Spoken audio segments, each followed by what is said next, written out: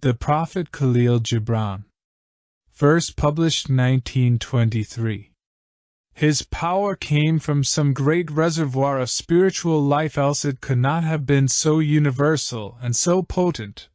But the majesty and beauty of the language with which he clothed it were all his own. Claude Bragdon. Almustafa, the chosen and the beloved, who was a dawn unto his own day, had waited 12 years in the city of Orphalese for his ship that was to return and bear him back to the isle of his birth.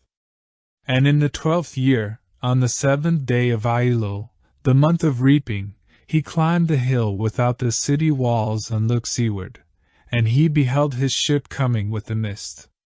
Then the gates of his heart were flung open, and his joy flew far over the sea. And he closed his eyes and prayed in the silences of his soul. But as he descended the hill, a sadness came upon him, and he thought in his heart, "How shall I go in peace and without sorrow? Nay, not without a wound in the spirit shall I leave this city. Long were the days of pain I have spent within its walls, and long were the nights of aloneness. And who can depart from his pain and his aloneness without regret? Too many fragments of the spirit have I scattered in these streets, and too many are the children of my longing that walk naked among these hills, and I cannot withdraw from them without a burden and an ache. It is not a garment I cast off this day, but a skin that I tear with my own hands. Nor is it a thought I leave behind me, but a heart made sweet with hunger and with thirst. Yet I cannot tarry longer. The sea that calls all things unto her calls me, and I must embark.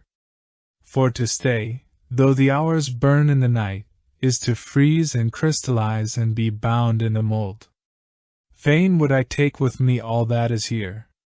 But how shall I? A voice cannot carry the tongue and the lips that gave it wings. Alone must it seek the ether. And alone and without his nest shall the eagle fly across the sun. Now when he reached the foot of the hill, he turned again towards the sea, and he saw his ship approaching the harbor, and upon her prowled the mariners, the men of his own land. And his soul cried out to them, and he said, "Sons of my ancient mother, you riders of the tides, how often have you sailed in my dreams? And now you come in my awakening, which is my deeper dream. Ready am I to go, and my eagerness with sails full set awaits the wind.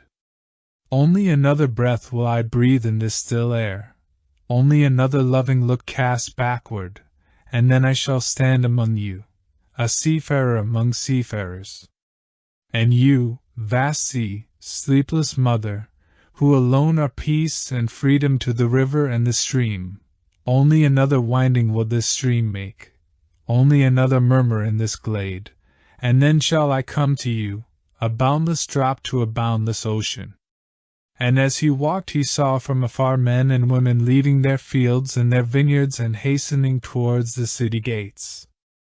And he heard their voices calling his name, and shouting from field to field telling one another of the coming of his ship.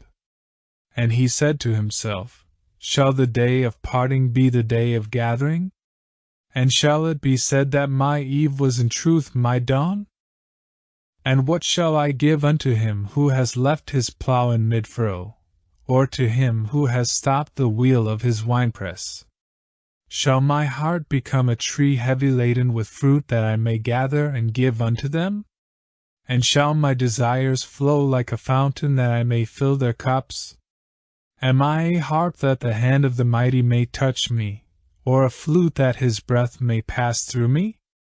A seeker of silences am I, and what treasure have I found in silences that I may dispense with confidence? If this is my day of harvest, in what fields have I sowed the seed, and in what unremembered seasons? If this indeed be the hour in which I lift up my lantern, it is not my flame that shall burn therein. Empty and dark shall I raise my lantern, and the guardian of the night shall fill it with oil, and he shall light it also. These things he said in words, but much in his heart remained unsaid. For he himself could not speak his deeper secret. And when he entered into the city, all the people came to meet him, and they were crying out to him as with one voice. And the elders of the city stood forth and said, Go not yet away from us. A noontide have you been in our twilight, and your youth has given us dreams to dream. No stranger are you among us, nor a guest, but our son and our dearly beloved. Suffer not yet our eyes to hunger for your face. And the priests and the priestesses said unto him, Let not the waves of the sea separate us now, and the years you have spent in our midst become a memory. You have walked among us a spirit, and your shadow has been a light upon our faces. Much have we loved you. But speechless was our love, and with veils has it been veiled. Yet now it cries aloud unto you, and would stand revealed before you. And ever has it been that love knows not its own depth until the hour of separation. And others came also and entreated him. But he answered them not. He only bent his head, and those who stood near saw his tears falling upon his breast. And he and the people proceeded towards the great square before the temple. And there came out of the sanctuary a woman whose name was Almustafa, and she was a seeress. And he looked upon her with exceeding tenderness, for it was she who had first sought and believed in him when he had been but a day in their city. And she hailed him, saying, Prophet of God, in quest of the uttermost, long have you searched the distances for your ship. And now your ship has come, and you must needs go. Deep is your longing for the land of your memories and the dwelling place of your greater desires, and our love will not bind you nor our needs hold you. Yet this we ask ere you leave us, that you speak to us and give us of your truth. And we will give it unto our children, and they unto their children, and it shall not perish. In your aloneness you have watched with our days, and in your wakefulness you have listened to the weeping and the laughter of our sleep. Now therefore disclose us to ourselves, and tell us all that has been shown you of that which is between birth and death. And he answered, People of Orphalese, of what can I speak save of that which is even now moving within your souls? Then said Almustafa, Speak to us of love. And he raised his head and looked upon the people, and there fell a stillness upon them. And with a great voice he said, When love beckons to you, follow him, though his ways are hard and steep. And when his wings enfold you, yield to him, though the sword hidden among his pinions may wound you. And when he speaks to you, believe in him, though his voice may shatter your dreams as the north wind lays waste the garden. For even as love crowns you, so shall he crucify you. Even as he is for your growth, so is he for your pruning. Even as he ascends to your height, and caresses your tenderest branches that quiver in the sun, so shall he descend to your roots, and shake them in their clinging to the earth. Like sheaves of corn he gathers you unto himself. He threshes you to make you naked. He sifts you to free you from your husks. He grinds you to whiteness. He kneads you until you are pliant, and then he assigns you to his sacred fire, that you may become sacred bread for God's sacred feast. All these things shall love do unto you, that you may know the secrets of your heart, and in that knowledge become a fragment of life's heart. But if in your fear you would seek only love's peace and love's pleasure, then it is better for you that you cover your nakedness and pass out of love's threshing floor, into the seasonless world where you shall laugh, but not all of your laughter, and weep, but not all of your tears. Love gives naught but itself, and takes naught but from itself. Love possesses not, nor would it be possessed, for love is sufficient unto love. When you love, you should not say, God is in my heart, but rather, I am in the heart of God. And think not you can direct the course of love, for love, if it finds you worthy, directs your course. Love has no other desire but to fulfill itself. But if you love and must needs have desires, let these be your desires, to melt and be like a running brook that sings its melody to the night. To know the pain of too much tenderness. To be wounded by your own understanding of love, and to bleed willingly and joyfully. To wake at dawn with a winged heart, and give thanks for another day of loving. To rest at the noon hour and meditate love's ecstasy. To return home at eventide with gratitude, and then to sleep with a prayer for the beloved in your heart, and a song of praise upon your lips. Then Almustafa spoke again and said, And what of marriage, master? And he answered, saying, You were born together, and together you shall be forevermore. You shall be together when the white wings of death scatter your days. Aye, you shall be together even in the silent memory of God. But let there be spaces in your togetherness, and let the winds of the heavens dance between you. Love one another, but make not a bond of love, let it rather be a moving sea between the shores of your souls. Fill each other's cup, but drink not from one cup. Give one another of your bread, but eat not from the same loaf. Sing and dance together and be joyous, but let each one of you be alone, even as the strings of a lute are alone though they quiver with the same music. Give your hearts, but not into each other's keeping. For only the hand of life can contain your hearts. And stand together, yet not too near together, for the pillars of the temple stand apart, and the oak tree and the cypress grow not in each other's shadow. And a woman who held a babe against her bosom said, Speak to us of children. And he said, Your children are not your children. They are the sons and daughters of life's longing for itself. They come through you but not from you, and though they are with you yet they belong not to you. You may give them your love but not your thoughts, for they have their own thoughts. You may house their bodies but not their souls, for their souls dwell in the house of tomorrow, which you cannot visit, not even in your dreams. You may strive to be like them, but seek not to make them like you. For life goes not backward nor tarries with yesterday. You are the bows from which your children as living arrows are sent forth. The archer sees the mark upon the path of the infinite, and he bends you with his might that his arrows may go swift and far. Let your bending in the archer's hand be for gladness, for even as he loves the arrow that flies, so he loves also the bow that is stable. Then said a rich man, Speak to us of giving. And he answered, You give but little when you give of your possessions. It is when you give of yourself that you truly give. For what are your possessions but things you keep and guard for fear you may need them tomorrow? And tomorrow, what shall tomorrow bring to the overprudent dog burying bones in the trackless sand as he follows the pilgrims to the holy city? And what is fear of need but need itself? Is not dread of thirst when your well is full, the thirst that is unquenchable? There are those who give little of the much which they have, and they give it for recognition, and their hidden desire makes their gifts unwholesome. And there are those who have little and give it all. These are the believers in life and the bounty of life, and their coffer is never empty.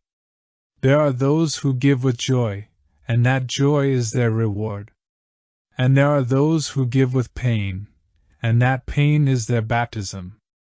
And there are those who give and know not pain in giving, nor do they seek joy, nor give with mindfulness of virtue.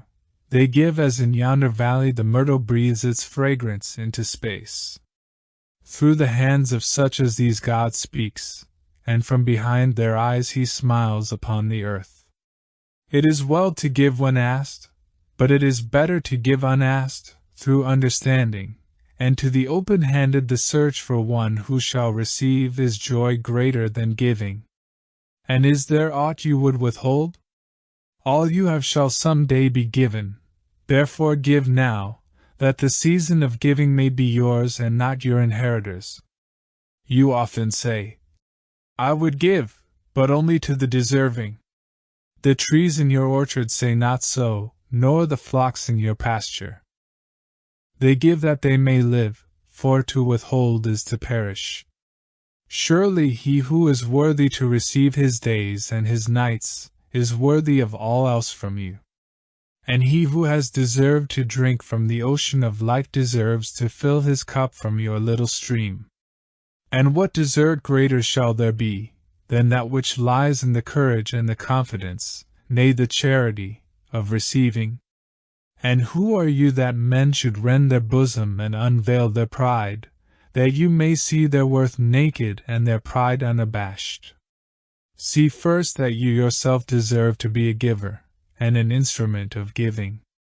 For in truth it is life that gives unto life, while you, who deem yourself a giver, are but a witness. And you receivers, and you are all receivers, assume no weight of gratitude, lest you lay a yoke upon yourself and upon him who gives.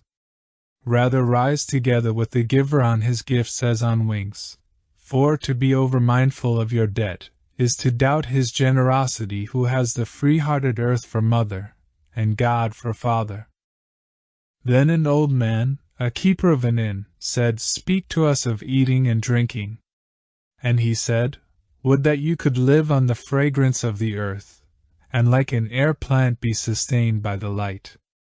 But since you must kill to eat, and rob the newly born of its mother's milk to quench your thirst, let it then be an act of worship, and let your board stand an altar on which the pure and the innocent of forest and plain are sacrificed for that which is purer and still more innocent in man. When you kill a beast, say to him in your heart, By the same power that slays you, I too am slain, and I too shall be consumed. For the law that delivered you into my hand shall deliver me into a mightier hand. Your blood and my blood is naught but the sap that feeds the tree of heaven. And when you crush an apple with your teeth, say to it in your heart, Your seeds shall live in my body, and the buds of your tomorrow shall blossom in my heart, and your fragrance shall be my breath, and together we shall rejoice through all the seasons.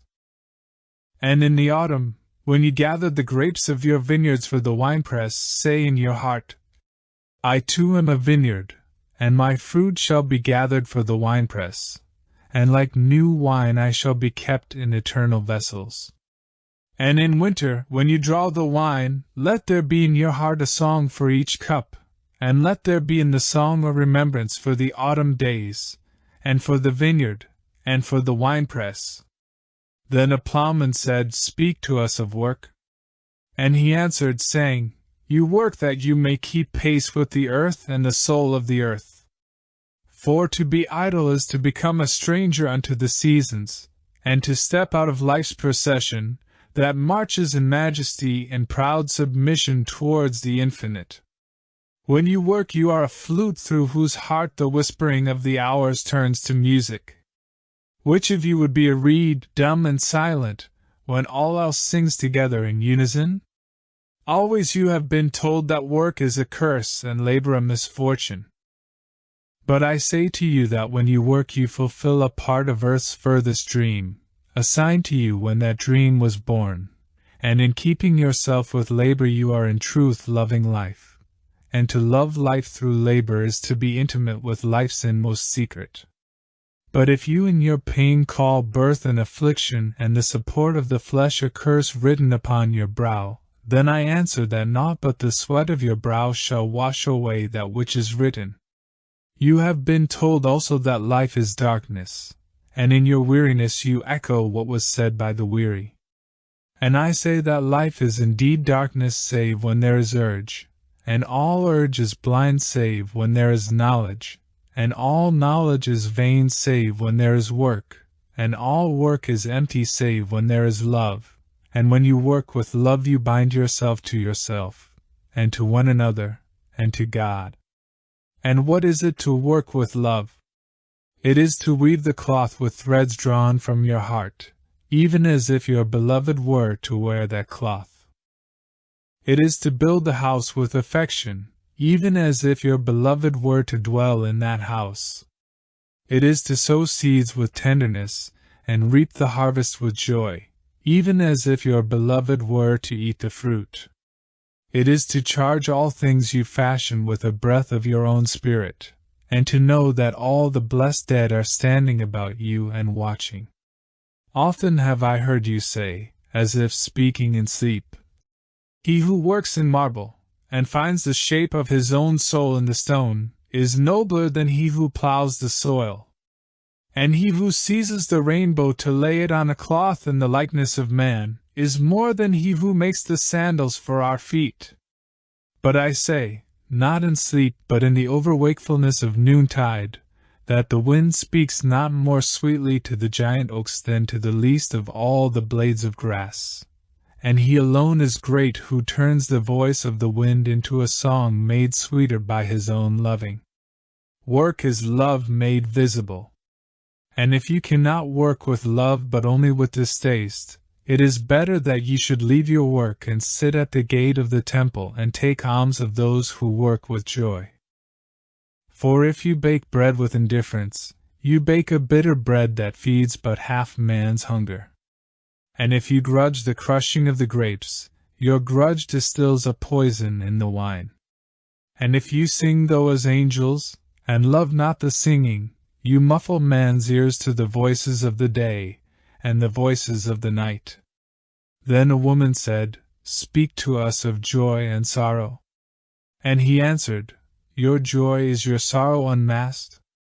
And the self-same well from which your laughter rises was oftentimes filled with your tears. And how else can it be? The deeper that sorrow carves into your being, the more joy you can contain. Is not the cup that holds your wine the very cup that was burned in the potter's oven? And is not the lute that soothes your spirit the very wood that was hollowed with knives?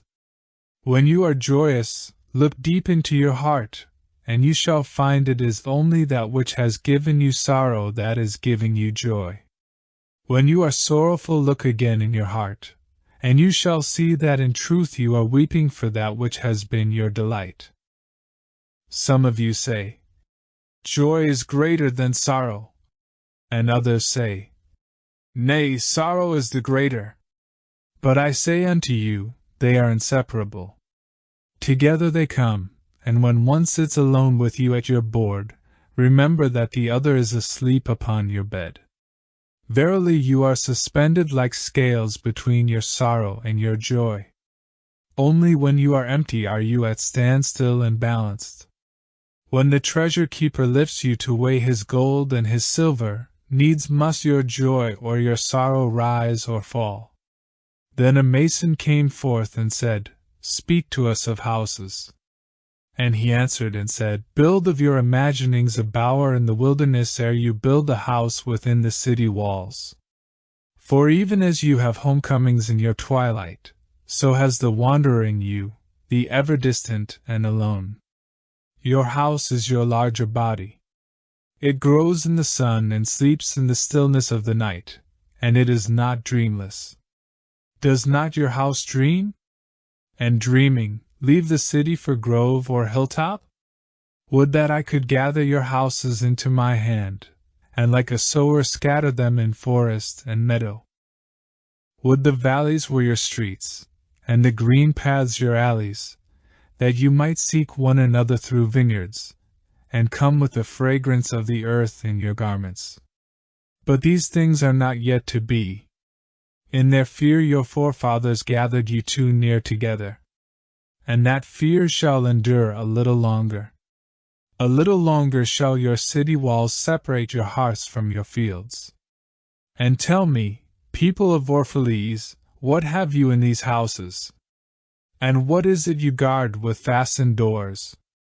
Have you peace, the quiet urge that reveals your power? Have you remembrances, the glimmering arches that span the summits of the mind? Have you beauty, that leads the heart from things fashioned of wood and stone to the holy mountain? Tell me, have you these in your houses? Or have you only comfort, and the lust for comfort, that stealthy thing that enters the house a guest, and then becomes a host, and then a master? Aye, and it becomes a tamer, and with hook and scourge makes puppets of your larger desires. Though its hands are silken, its heart is of iron. It lulls you to sleep only to stand by your bed and jeer at the dignity of the flesh.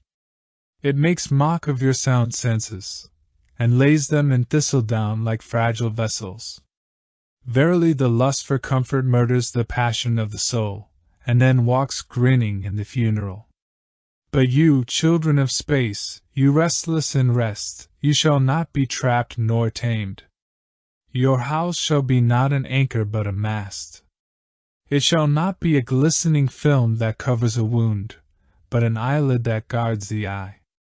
You shall not fold your wings that you may pass through doors, nor bend your heads that they strike not against the ceiling, nor fear to breathe lest walls should crack and fall down. You shall not dwell in tombs made by the dead for the living. And though of magnificence and splendor, your house shall not hold your secret nor shelter your longing. For that which is boundless in you abides in the mansion of the sky, whose door is the morning mist, and whose windows are the songs and the silences of night. And the weaver said, Speak to us of clothes. And he answered, Your clothes conceal much of your beauty, yet they hide not the unbeautiful. And though you seek in garments the freedom of privacy, you may find in them a harness and a chain. Would that you could meet the sun and the wind with more of your skin and less of your raiment, for the breath of life is in the sunlight, and the hand of life is in the wind. Some of you say, It is the north wind who has woven the clothes we wear. And I say, Aye, it was the north wind, but shame was his loom, and the softening of the sinews was his thread. And when his work was done he laughed in the forest. Forget not that modesty is for a shield against the eye of the unclean. And when the unclean shall be no more, what were modesty but a fetter and a fouling of the mind? And forget not that the earth delights to feel your bare feet, and the winds long to play with your hair. And a merchant said, Speak to us of buying and selling.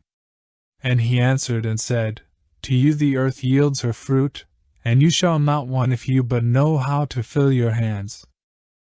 It is in exchanging the gifts of the earth that you shall find abundance and be satisfied.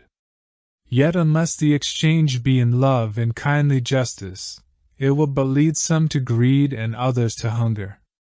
When in the marketplace you toilers of the sea and fields and vineyards meet the weavers and the potters and the gatherers of spices, invoke then the master spirit of the earth, to come into your midst and sanctify the scales and the reckoning that weighs value against value. And suffer not the barren-handed to take part in your transactions, who would sell their words for your labor.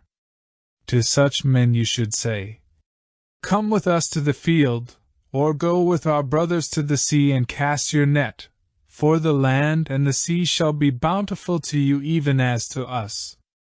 And if there come the singers and the dancers and the flute players, buy of their gifts also. For they too are gatherers of fruit and frankincense, and that which they bring, though fashioned of dreams, is raiment and food for your soul.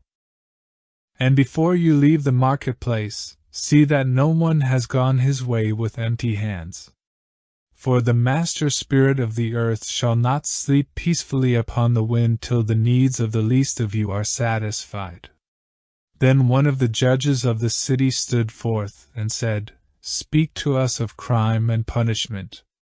And he answered, saying, It is when your spirit goes wandering upon the wind, that you, alone and unguarded, commit a wrong unto others and therefore unto yourself. And for that wrong committed must you knock and wait a while unheeded at the gate of the blessed. Like the ocean is your God-self, it remains forever undefiled. And like the ether it lifts but the winged. Even like the sun is your God-self, it knows not the ways of the mole nor seeks it the holes of the serpent. But your God-self dwells not alone in your being. Much in you is still man, and much in you is not yet man, but a shapeless pygmy that walks asleep in the mist searching for its own awakening. And of the man in you would I now speak. For it is he and not your God-self nor the pygmy in the mist, that knows crime and the punishment of crime. Oftentimes have I heard you speak of one who commits a wrong as though he were not one of you, but a stranger unto you and an intruder upon your world.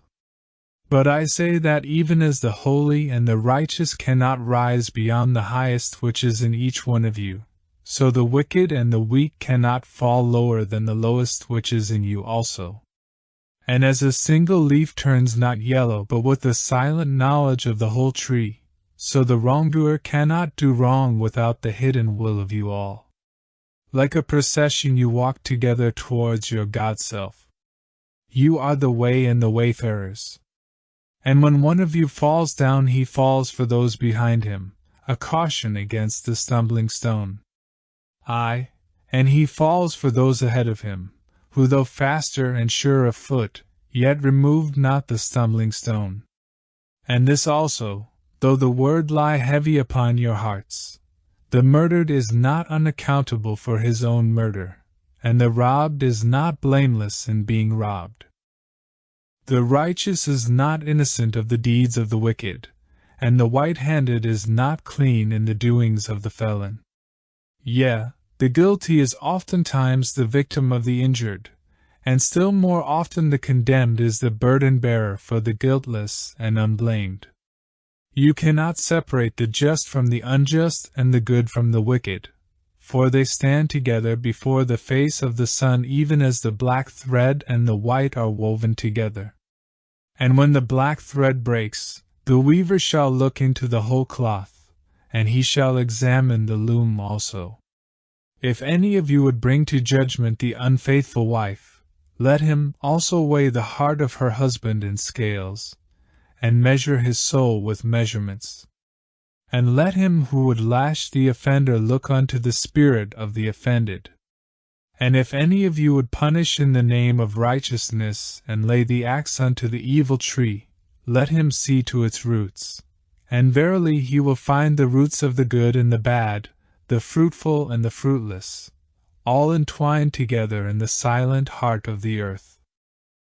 And you judges who would be just, what judgment pronounce you upon him who though honest in the flesh yet is a thief in spirit? What penalty lay you upon him who slays in the flesh yet is himself slain in the spirit? And how prosecute you him who in action is a deceiver and an oppressor, yet who also is aggrieved and outraged? And how shall you punish those whose remorse is already greater than their misdeeds? Is not remorse the justice which is administered by that very law which you would fain serve? Yet you cannot lay remorse upon the innocent nor lift it from the heart of the guilty. Unbidden shall it call in the night, that men may wake and gaze upon themselves. And you who would understand justice, how shall you unless you look upon all deeds in the fullness of light? Only then shall you know that the erect and the fallen are but one man standing in twilight between the night of his pygmy self and the day of his God-self, and that the cornerstone of the temple is not higher than the lowest stone in its foundation. Then the lawyer said, "But what of our laws, master?" And he answered, "You delight in laying down laws, yet you delight more in breaking them. Like children playing by the ocean who build sand towers with constancy, and then destroy them with laughter. But while you build your sand towers the ocean brings more sand to the shore, and when you destroy them the ocean laughs with you. Verily the ocean laughs always with the innocent. But what of those to whom life is not an ocean, and man-made laws are not sand towers, but to whom life is a rock, and the law a chisel with which they would carve it in their own likeness. What of the cripple who hates dancers? What of the ox who loves his yoke and deems the elk and deer of the forest stray and vagrant things? What of the old serpent who cannot shed his skin, and calls all others naked and shameless? And of him who comes early to the wedding feast, and when overfed and tired goes his way, saying that all feasts are violation and all feasters lawbreakers? What shall I say of these save that they too stand in the sunlight, but with their backs to the sun? They see only their shadows, and their shadows are their laws. And what is the sun to them but a caster of shadows? And what is it to acknowledge the laws but to stoop down and trace their shadows upon the earth? But you who walk facing the sun, what images drawn on the earth can hold you? You who travel with the wind, what weather vane shall direct your course? What man's law shall bind you if you break your yoke but upon no man's prison door? What laws shall you fear if you dance but stumble against no man's iron chains? And who is he that shall bring you to judgment if you tear off your garment yet leave it in no man's path? People of Orphalese, you can muffle the drum, and you can loosen the strings of the lyre. But who shall command the skylark not to sing? And an orator said, Speak to us of freedom. And he answered, At the city gate and by your fireside I have seen you prostrate yourself and worship your own freedom, even as slaves humble themselves before a tyrant, and praise him though he slays them. Aye, in the grove of the temple and in the shadow of the citadel I have seen the freest among you wear their freedom as a yoke and a handcuff. And my heart bled within me, for you can only be free when even the desire of seeking freedom becomes a harness to you, and when you cease to speak of freedom as a goal and a fulfillment. You shall be free indeed when your days are not without a care nor your nights without a want and a grief, but rather when these things girdle your life and yet you rise above them naked and unbound.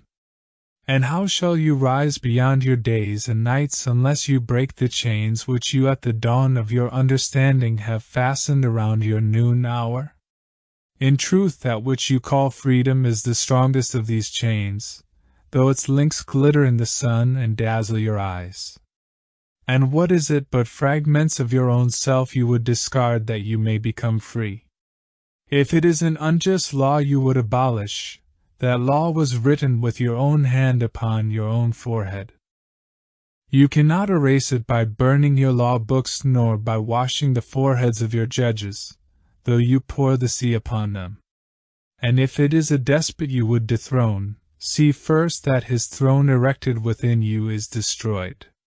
For how can a tyrant rule the free and the proud, but for a tyranny in their own freedom and a shame in their own pride?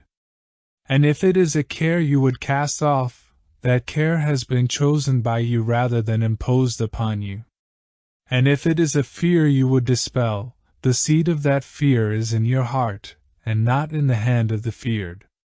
Verily all things move within your being in constant half-embrace, the desired and the dreaded, the repugnant and the cherished, the pursued and that which you would escape. These things move within you as lights and shadows in pairs that cling. And when the shadow fades and is no more, the light that lingers becomes a shadow to another light. And thus your freedom, when it loses its fetters, becomes itself the fetter of a greater freedom. And the priestess spoke again and said, Speak to us of reason and passion. And he answered, saying, Your soul is oftentimes a battlefield, upon which your reason and your judgment wage war against your passion and your appetite. Would that I could be the peacemaker in your soul, that I might turn the discord and the rivalry of your elements into oneness and melody. But how shall I, unless you yourselves be also the peacemakers, nay, the lovers of all your elements? Your reason and your passion are the rudder and the sails of your seafaring soul. If either your sails or your rudder be broken, you can but toss and drift, or else be held at a standstill in mid-seas. For reason, ruling alone, is a force confining, and passion, unattended, is a flame that burns to its own destruction. Therefore let your soul exalt your reason to the height of passion, that it may sing, and let it direct your passion with reason, that your passion may live through its own daily resurrection, and like the phoenix rise above its own ashes. I would have you consider your judgment, and your appetite even as you would two loved guests in your house. Surely you would not honor one guest above the other, for he who is more mindful of one loses the love and the faith of both. Among the hills, when you sit in the cool shade of the white poplars, sharing the peace and serenity of distant fields and meadows, then let your heart say in silence, God rests in reason. And when the storm comes, and the mighty wind shakes the forest, and thunder and lightning proclaim the majesty of the sky, then let your heart say in awe, God moves in passion. And since you are a breath in God's sphere, and a leaf in God's forest, you too should rest in reason and move in passion. And a woman spoke, saying, Tell us of pain. And he said, Your pain is the breaking of the shell that encloses your understanding. Even as the stone of the fruit must break, that its heart may stand in the sun, so must you know pain. And could you keep your heart in wonder at the daily miracles of your life, your pain would not seem less wondrous than your joy, and you would accept the seasons of your heart, even as you have always accepted the seasons that pass over your fields. And you would watch with serenity through the winters of your grief. Much of your pain is self-chosen. It is the bitter potion by which the physician within you heals your sick self. Therefore trust the physician, and drink his remedy in silence and tranquility, for his hand, though heavy and hard, is guided by the tender hand of the unseen, and the cup he brings, though it burn your lips, has been fashioned of the clay which the potter has moistened with his own sacred tears. And a man said, Speak to us of self-knowledge. And he answered, saying, Your hearts know in silence the secrets of the days and the nights. But your ears thirst for the sound of your heart's knowledge. You would know in words that which you have always known in thought. You would touch with your fingers the naked body of your dreams. And it is well you should. The hidden wellspring of your soul must needs rise and run murmuring to the sea, and the treasure of your infinite depths would be revealed to your eyes. But let there be no scales to weigh your unknown treasure, and seek not the depths of your knowledge with staff or sounding line. For self is a sea boundless and measureless. Say not, I have found the truth, but rather, I have found a truth. Say not, I have found the path of the soul. Say rather, I have met the soul walking upon my path. For the soul walks upon all paths. The soul walks not upon a line, either does it grow like a reed. The soul unfolds itself, like a lotus of countless petals. Then said a teacher, Speak to us of teaching. And he said, No man can reveal to you aught but that which already lies half asleep in the dawning of your knowledge. The teacher who walks in the shadow of the temple, among his followers, gives not of his wisdom but rather of his faith and his lovingness. If he is indeed wise, he does not bid you enter the house of his wisdom, but rather leads you to the threshold of your own mind. The astronomer may speak to you of his understanding of space, but he cannot give you his understanding.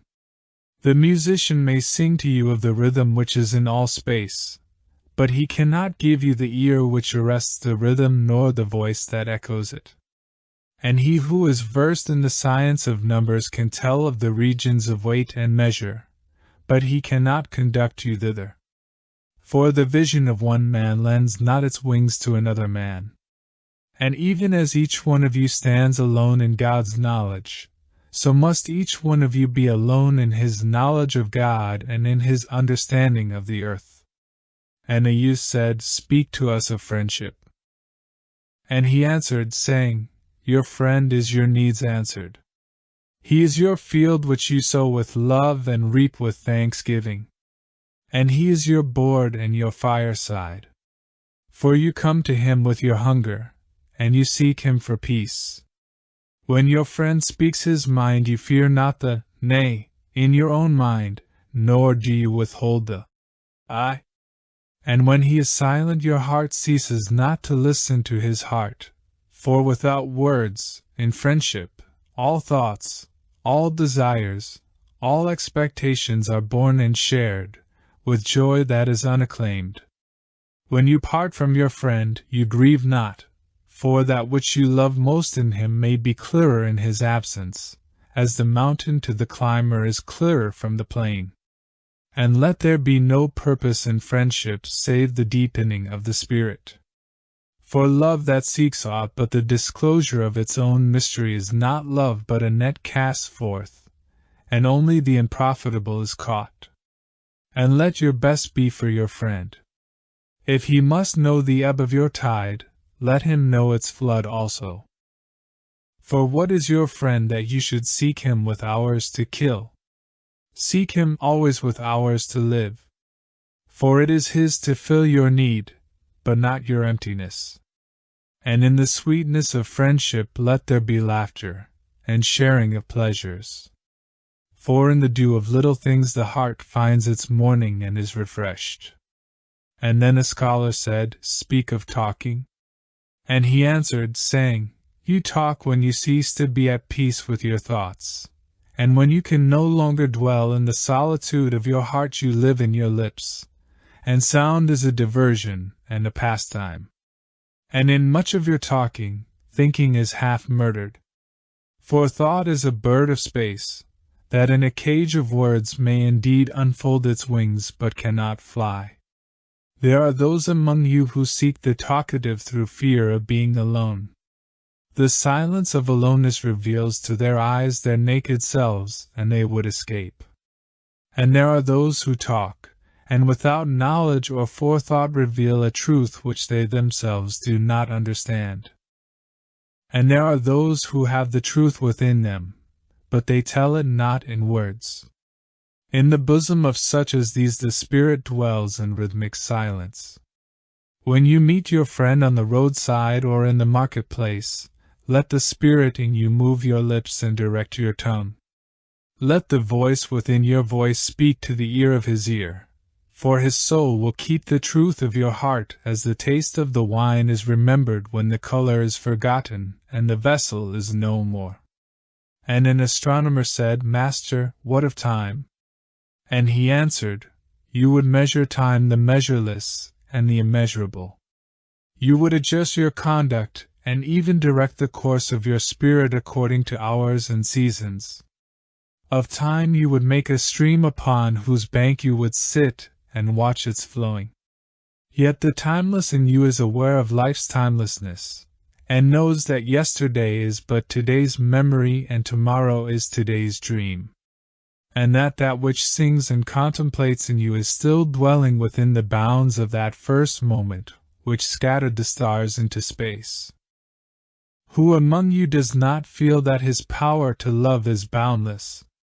And yet who does not feel that very love, though boundless, encompassed within the center of his being, and moving not from love thought to love thought, nor from love deeds to other love deeds? And is not time, even as love is, undivided and paceless?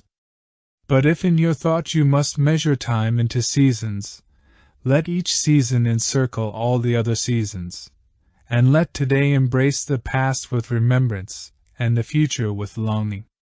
And one of the elders of the city said, Speak to us of good and evil.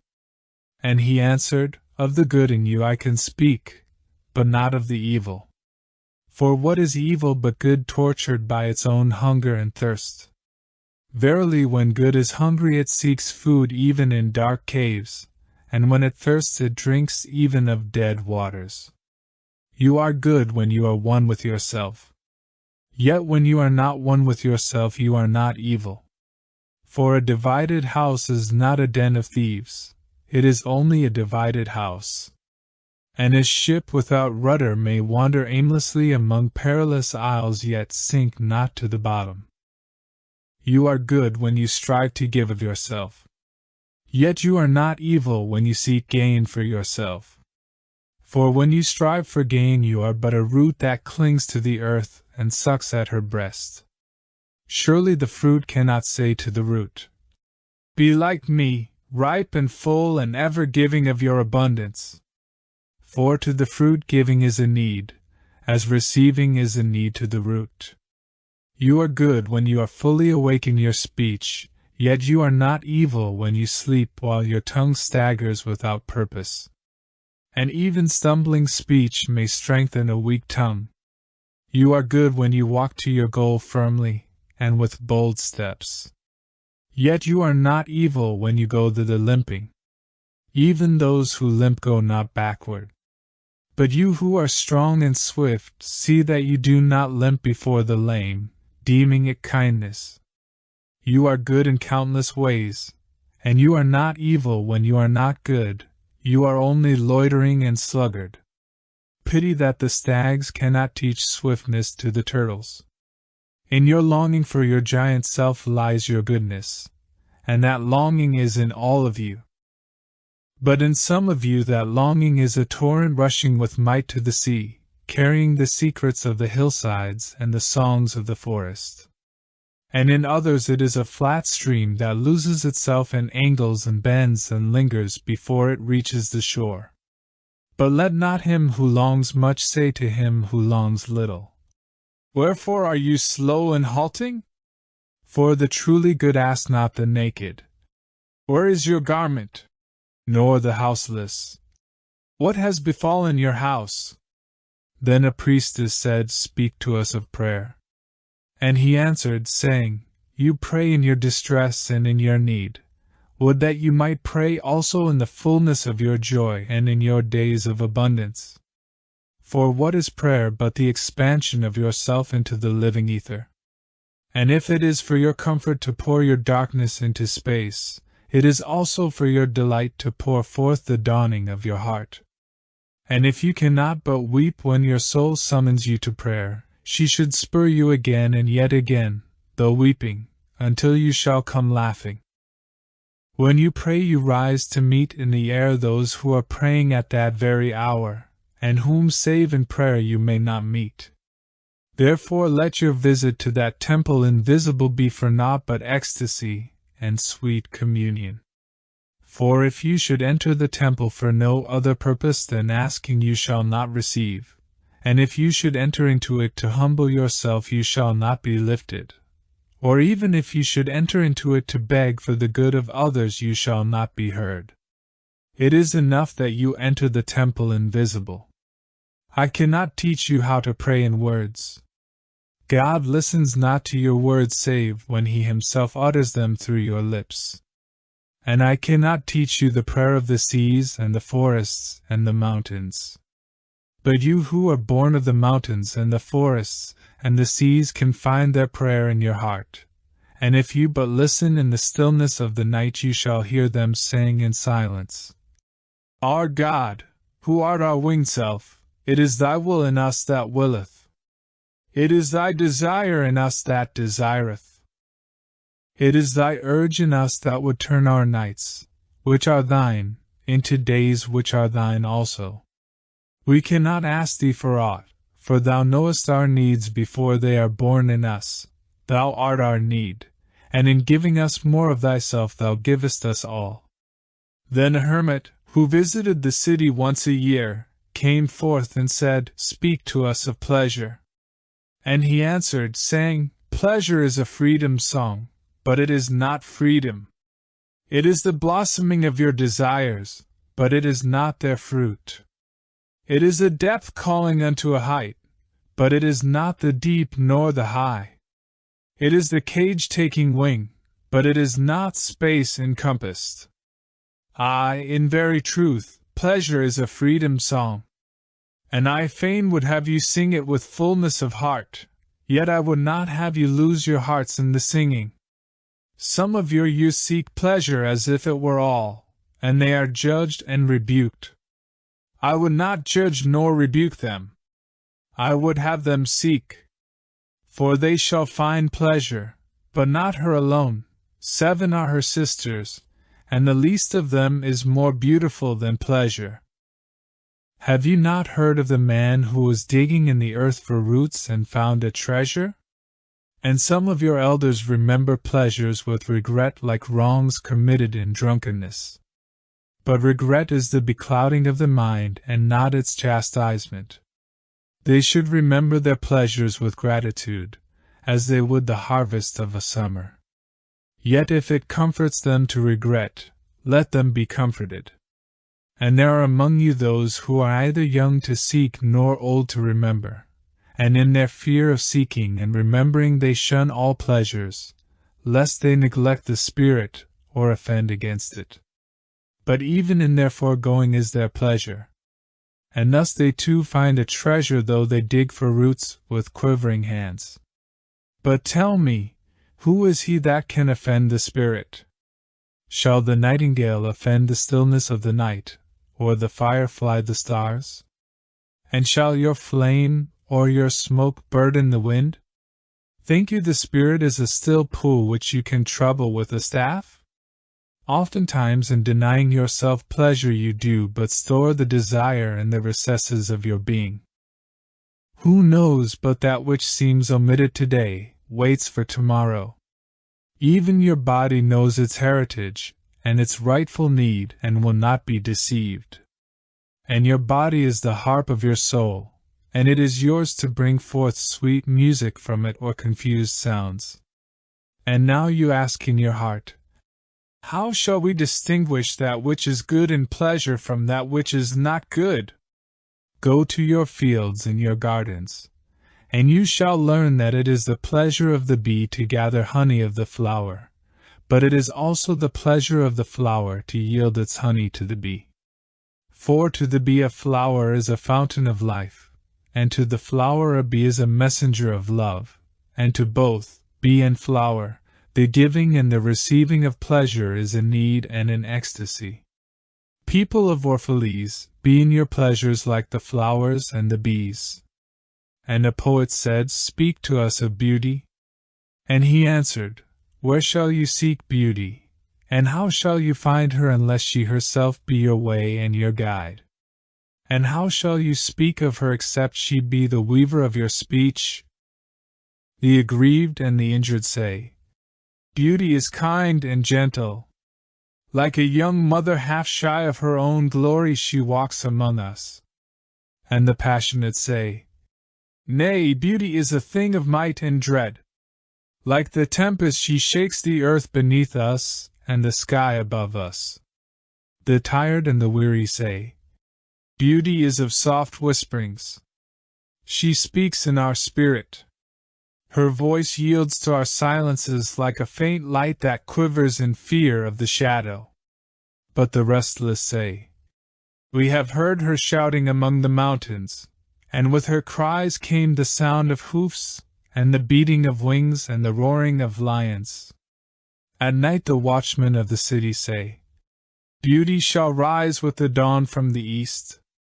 And at noontide the toilers and the wayfarers say, we have seen her leaning over the earth from the windows of the sunset. In winter say the snowbound, she shall come with the spring leaping upon the hills. And in the summer heat the reapers say, we have seen her dancing with the autumn leaves, and we saw a drift of snow in her hair. All these things have you said of beauty, yet in truth you spoke not of her but of needs unsatisfied, and beauty is not a need but an ecstasy. It is not a mouth thirsting nor an empty hand stretched forth, but rather a heart enflamed and a soul enchanted. It is not the image you would see nor the song you would hear, but rather an image you see though you close your eyes and a song you hear though you shut your ears. It is not the sap within the furrowed bark, nor a wing attached to a claw, but rather a garden forever in bloom and a flock of angels forever in flight. People of Orphalese, beauty is life when life unveils her holy face. But you are life and you are the veil. Beauty is eternity gazing at itself in the mirror. But you are eternity and you are the mirror. And an old priest said, "Speak to us of religion." And he said, "Have I spoken this day of aught else? Is not religion all deeds and all reflection, and that which is neither deed nor reflection, but a wonder and a surprise ever springing in the soul, even while the hands hew the stone or tend the loom? Who can separate his faith from his actions, or his belief from his occupations? Who can spread his hours before him, saying, 'This for God and this for myself, this for my soul, and this other for my body'? All your hours are wings that beat through space from self to self. He who wears his morality but as his best garment were better naked. The wind and the sun will tear no holes in his skin. And he who defines his conduct by ethics imprisons his songbird in a cage. The freest song comes not through bars and wires. And he to whom worshipping is a window, to open but also to shut, has not yet visited the house of his soul whose windows are from dawn to dawn. Your daily life is your temple and your religion. Whenever you enter into it, take with you your all. Take the plough and the forge and the mallet and the lute, the things you have fashioned in necessity or for delight. For in reverie you cannot rise above your achievements, nor fall lower than your failures. And take with you all men, for in adoration you cannot fly higher than their hopes nor humble yourself lower than their despair. And if you would know God, be not therefore a solver of riddles. Rather look about you and you shall see him playing with your children. And look into space, you shall see him walking in the cloud, outstretching his arms in the lightning and descending in rain. You shall see him smiling in flowers, then rising and waving his hands in trees. Then Almustafa spoke, saying, "We would ask now of death." And he said, "You would know the secret of death. But how shall you find it unless you seek it in the heart of life? The owl whose night-bound eyes are blind unto the day cannot unveil the mystery of light. If you would indeed behold the spirit of death, open your heart wide unto the body of life. For life and death are one, even as the river and the sea are one. In the depth of your hopes and desires lies your silent knowledge of the beyond, and like seeds dreaming beneath the snow your heart dreams of spring. Trust the dreams, for in them is hidden the gate to eternity. Your fear of death is but the trembling of the shepherd when he stands before the king whose hand is to be laid upon him in honor. Is the shepherd not joyful beneath his trembling, that he shall wear the mark of the king? Yet is he not more mindful of his trembling? For what is it to die but to stand naked in the wind and to melt into the sun? And what is it to cease breathing, but to free the breath from its restless tides, that it may rise and expand and seek God unencumbered? Only when you drink from the river of silence shall you indeed sing. And when you have reached the mountain top, then you shall begin to climb. And when the earth shall claim your limbs, then shall you truly dance. And now it was evening. And Almustafa the seeress said, "Blessed be this day and this place, and your spirit that has spoken." And he answered, "Was it I who spoke? Was I not also a listener?" Then he descended the steps of the temple, and all the people followed him. And he reached his ship and stood upon the deck. And facing the people again, he raised his voice and said, "People of Orphalese, the wind bids me leave you. Less hasty am I than the wind, yet I must go. We wanderers, ever seeking the lonelier way, begin no day where we have ended another day, and no sunrise finds us where sunset left us. Even while the earth sleeps we travel. We are the seeds of the tenacious plant, and it is in our ripeness and our fullness of heart that we are given to the wind and are scattered. Brief were my days among you, and briefer still the words I have spoken. But should my voice fade in your ears, and my love vanish in your memory, then I will come again, and with a richer heart and lips more yielding to the Spirit will I speak. Yea, I shall return with the tide, and though death may hide me, and the greater silence enfold me, yet again will I seek your understanding. And not in vain will I seek. If aught I have said is truth, that truth shall reveal itself in a clearer voice, and in words more kin to your thoughts. I go with the wind, people of Orphalese, but not down into emptiness, and if this day is not a fulfillment of your needs and my love, then let it be a promise till another day. Man's needs change, but not his love, nor his desire that his love should satisfy his needs. Know therefore that from the greater silence I shall return. The mist that drifts away at dawn, leaving but dew in the fields, shall rise and gather into a cloud and then fall down in rain. And not unlike the mist have I been. In the stillness of the night I have walked in your streets, and my spirit has entered your houses, and your heartbeats were in my heart, and your breath was upon my face, and I knew you all. I knew your joy and your pain, and in your sleep your dreams were my dreams. And oftentimes I was among you, a lake among the mountains.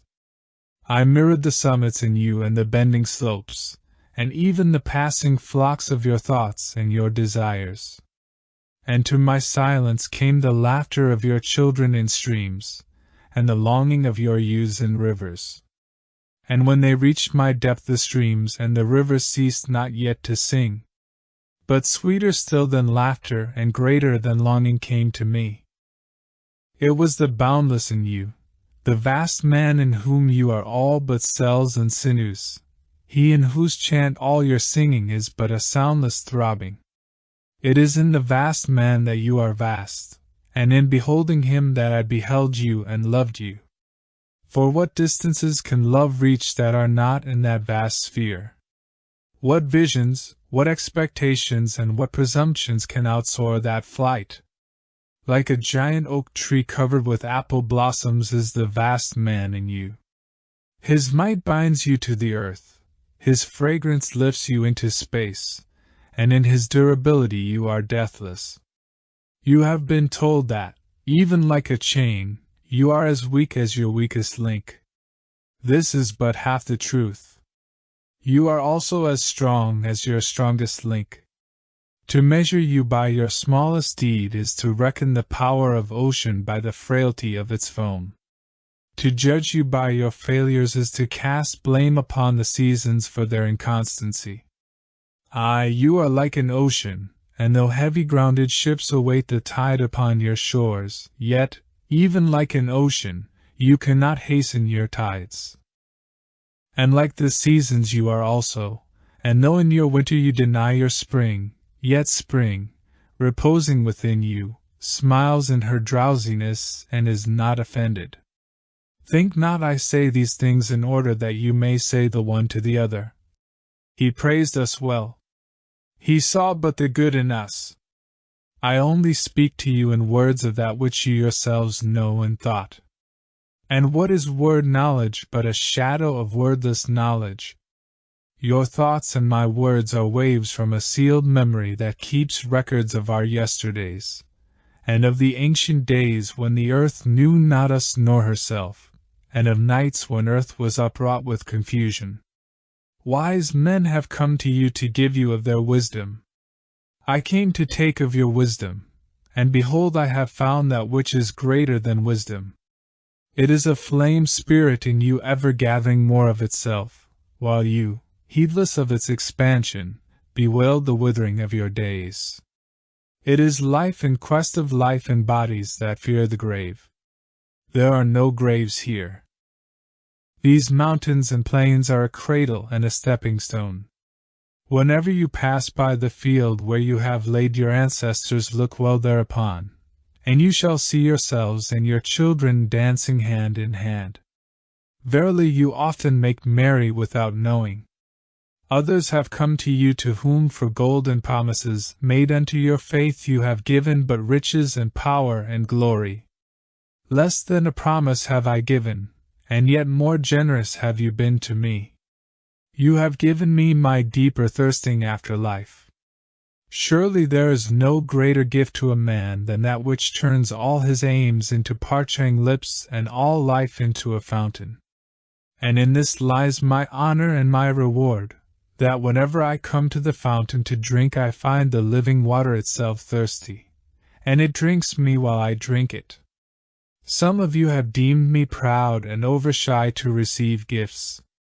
Too proud indeed am I to receive wages, but not gifts. And though I have eaten berries among the hills when you would have had me sit at your board, and slept in the portico of the temple when you would gladly have sheltered me, yet was it not your loving mindfulness of my days and my nights that made food sweet to my mouth and girdled my sleep with visions? For this I bless you most. You give much, and know not that you give at all.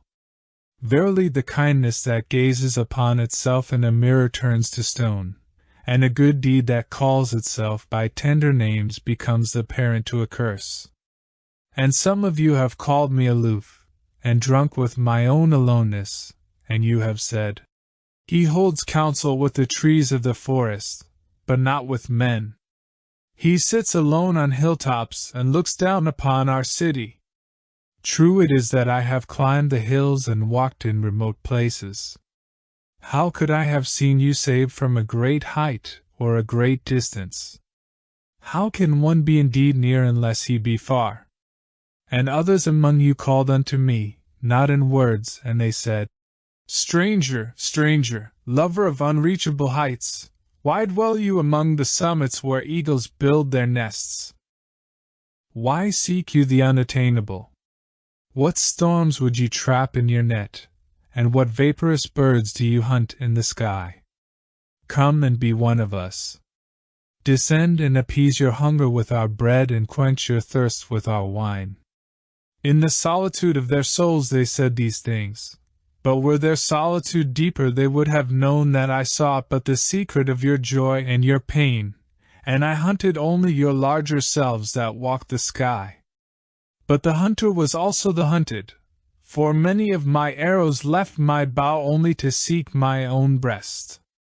And the flyer was also the creeper, for when my wings were spread in the sun their shadow upon the earth was a turtle.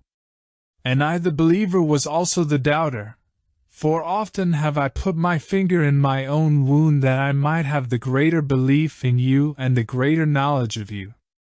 And it is with this belief and this knowledge that I say, you are not enclosed within your bodies, nor confined to houses or fields. That which is you dwells above the mountain and roves with the wind. It is not a thing that crawls into the sun for warmth or digs holes into darkness for safety, but a thing free, a spirit that envelopes the earth and moves in the ether. If these be vague words, then seek not to clear them. Vague and nebulous is the beginning of all things, but not their end, and I fain would have you remember me as a beginning. Life, and all that lives, is conceived in the mist, and not in the crystal. And who knows but a crystal is mist and decay? This would I have you remember in remembering me, that which seems most feeble and bewildered in you is the strongest and most determined. Is it not your breath that has erected and hardened the structure of your bones? And is it not a dream which none of you remember having dreamt, that builded your city and fashioned all there is in it? Could you but see the tides of that breath you would cease to see all else, and if you could hear the whispering of the dream you would hear no other sound. But you do not see, nor do you hear, and it is well. The veil that clouds your eyes shall be lifted by the hands that wove it, and the clay that fills your ears shall be pierced by those fingers that kneaded it. and you shall see, and you shall hear. Yet you shall not deplore having known blindness, nor regret having been deaf. For in that day you shall know the hidden purposes in all things, and you shall bless darkness as you would bless light. After saying these things he looked about him, and he saw the pilot of his ship standing by the helm and gazing now at the full sails and now at the distance. And he said, Patient, over patient, is the captain of my ship. The wind blows, and restless are the sails, even the rudder begs direction, yet quietly my captain awaits my silence. And these my mariners, who have heard the choir of the greater sea, they too have heard me patiently. Now they shall wait no longer. I am ready. The stream has reached the sea, and once more the great mother holds her son against her breast. Fare you well, people of Orphalese. This day has ended. It is closing upon us even as the water lily upon its own tomorrow. What was given us here we shall keep, and if it suffices not, then again must we come together and together stretch our hands unto the Giver. Forget not that I shall come back to you. A little while, and my longing shall gather dust and foam for another body. A little while, a moment of rest upon the wind, and another woman shall bear me. Farewell to you and the youth I have spent with you. It was but yesterday we met in a dream. You have sung to me in my aloneness, and I of your longings have built a tower in the sky.